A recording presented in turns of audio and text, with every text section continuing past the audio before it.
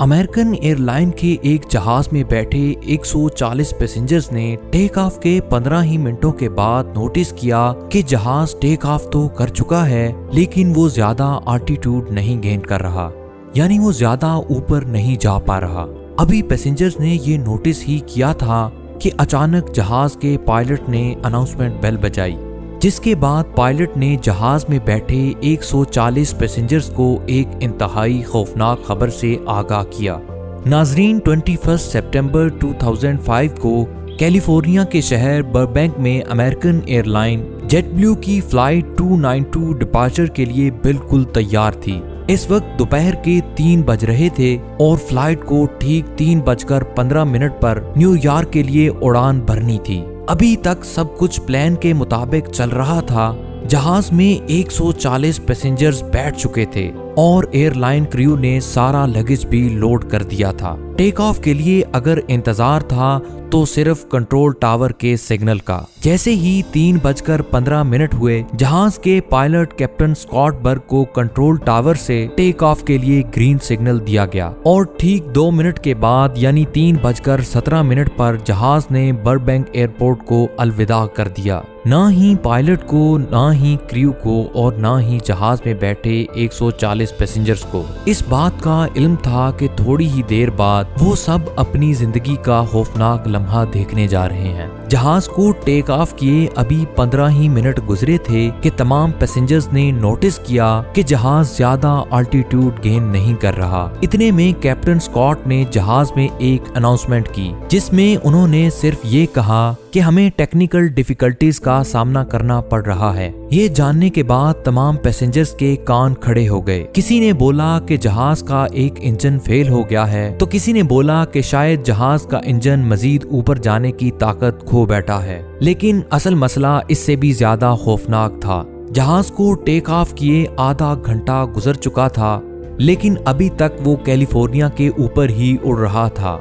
इतने में पायलट ने एक बार फिर से अनाउंसमेंट की और बताया कि हमें लैंडिंग गियर की जानिब से कुछ वार्निंग सिग्नल्स मिल रहे हैं। कैसे वार्निंग सिग्नल्स, इसका अभी पायलट को भी इल्म नहीं था। लैंडिंग गियर जिसकी मदद से किसी भी एयरक्राफ्ट को लैंड किया जाता है, आखिर इसमें क्या मसला था जो फ्लाइट 292 का सिस्टम बार बार वार्निंग्स दे रहा था। ये जानने के लिए कैप्टन स्कॉट भी काफी परेशान थे और इसी वजह से जहाज को ज्यादा अल्टीट्यूड नहीं दे रहे थे। पायलट चाहता था कि किसी भी तरह इस जहाज का लैंडिंग गियर दिख जाए ताकि वो जान सकें कि ये मामला कितना ज्यादा डेंजरस है। ये जानने के लिए कैप्टन ने फ्लाइट 292 का रुख लॉन्ग बीच एयरपोर्ट की तरफ मोड़ दिया और जहाज का अल्टीट्यूड बहुत कम कर दिया। लॉन्ग बीच एयरपोर्ट के कंट्रोल टावर ने जूम कैमरे से जहाज के लैंडिंग गियर को देखा तो वो पूरा 90 डिग्री में घूमा हुआ था। यानी अब ये तो तय था कि जहाज की लैंडिंग या तो क्रैश लैंडिंग होगी या फिर इमरजेंसी लैंडिंग। इस बुरी खबर के मिलने के बाद पायलट को कंट्रोल टावर से एक और बुरी खबर दी गई। जी हाँ, कंट्रोल टावर ने पायलट को इन्फॉर्म किया कि लॉन्ग बीच के लोकल न्यूज चैनल ने भी फ्लाइट 292 के लैंडिंग गियर के फुटेज रिकॉर्ड कर ली है और अब ये मामला लाइव पूरे अमेरिका के न्यूज चैनल पे दिखाया जा रहा है। ना सिर्फ इतना, बल्कि ये न्यूज जहाज पे बैठे पैसेंजर्स भी अपने अपने टीवी सेट्स पर देख सकते थे। अब जेटब्लू को टेक ऑफ किए 50 मिनट से भी ज्यादा हो चुके थे और जहाज मुसलसल कैलिफोर्निया के ऊपर ही गर्दिश कर रहा था। लैंडिंग गियर को सीधा करने का अब कोई रास्ता नहीं बचा था। अगर इसी सूरत में जहाज को लैंडिंग करने की कोशिश की गई तो फ्रिक्शन से पैदा होने वाली आग जहाज के विंग्स में मौजूद फ्यूल टैंक में आग भी भड़का सकती हैं, जिसके इंतहाई खौफनाक नताइज भी हो सकते हैं। हैरत अंगेज तौर पे इस वक्त जहाज के फ्यूल टैंक में जो जेट फ्यूल मौजूद था 14,000 केजी के बराबर था। यानी जहाज में जेट फ्यूल का वजन 12 फैमिली कार्स के बराबर था। इतने ज्यादा फ्यूल को लैंडिंग के दौरान जरा सी भी आग लग गई तो जहाज एक ही झटके में फट भी सकता है। लेकिन कैप्टन स्कॉट बहुत ही अक्लमंद था। पायलट ने लैंडिंग से पहले जहाज का फ्यूल खत्म करने का फैसला किया, जिसके लिए जहाज को 3 घंटे तक समंदर के ऊपर ही घुमाया गया।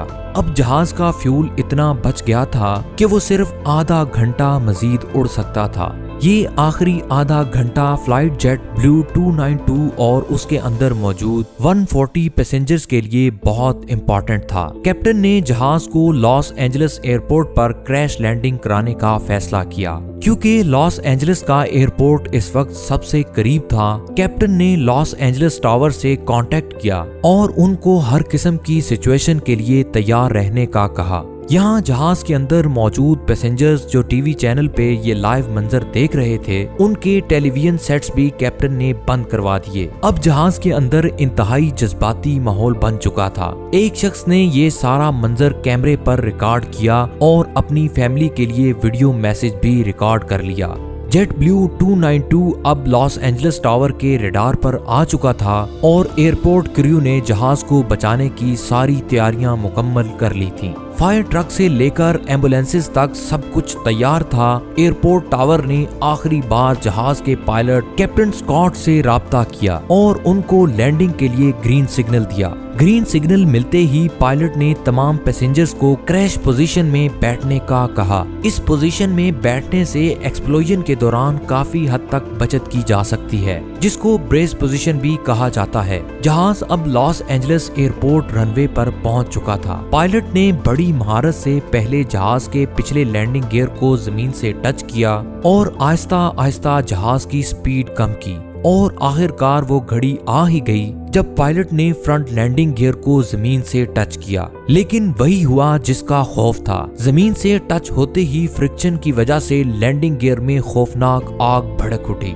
वो आग इतनी ज्यादा थी कि अंदर बैठे पैसेंजर्स को भी ठीक ठाक गर्माइश महसूस हुई, लेकिन दूसरे ही लम्हे एक लंबी खामोशी हुई और जहाज हैरियत से रुक चुका था। ये वो वक्त था जब क्रू, पैसेंजर्स और पूरा अमेरिका इस मंजर को लाइव देख रहा था। उन्होंने सुकून का सांस लिया और एक एक करके पैसेंजर्स को नीचे उतारा गया। फ्रंट लैंडिंग गियर का व्हील इतना ज्यादा घिस चुका था कि वो पूरा आधा हो चुका था। इन्वेस्टिगेशन से ये बात मालूम हुई कि फ्रंट लैंडिंग गियर में एक लॉक होता है जो व्हील को घूमने से रोकता है। वो लॉक टूटने की वजह से टेक ऑफ के फौरन ही बाद लैंडिंग गियर 90 डिग्री में घूम गया था।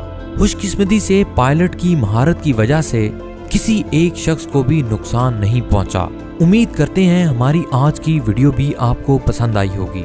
मजीद ऐसी वीडियो देखने के लिए हमारे चैनल को सब्सक्राइब करें। मिलते हैं एक अगली वीडियो में, तब तक के लिए अपना और अपने प्यारों का ढेर सारा ख्याल रखिएगा।